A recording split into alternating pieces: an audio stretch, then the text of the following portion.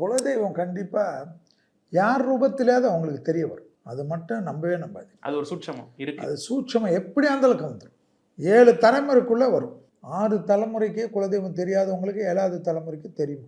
ஆச்சரியமான விஷயமா இருக்கும். குலதெய்வத்தினுடைய சூட்சமெல்லாம் நம்ம கண்டுபிடிக்கணும். அது கண்டிப்பாக வரும். தொப்புள் உறவுகள் அது. அதனால தான் தொப்புள் கொடிக்கு மகத்துவம் உண்டு. பலவிதமான நோய்களை தீர்க்கக்கூடிய சக்தி எதுக்குன்னா தொப்புள் கொடிக்கு தான் இப்போ கண்டுபிடிச்சிருக்காங்க. அது அந்த காலத்திலே கண்டுபிடிச்சிட்டான். தொப்புள் கொடியை தான் நம்ம ஆளுங்க வந்து அந்த காலத்திலே தாய்த்தான் வச்சுருப்பாங்க.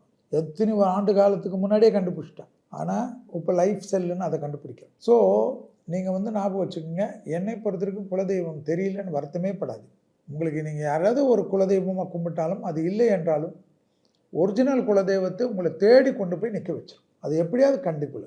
சம்மர் வந்தாச்சு. What's your plan for this holiday? எங்க கிட்ட விட்டுருங்க, நாங்க பாத்துக்கிறோம். GT Holidays. GT Holidays, South India's #1 travel brand.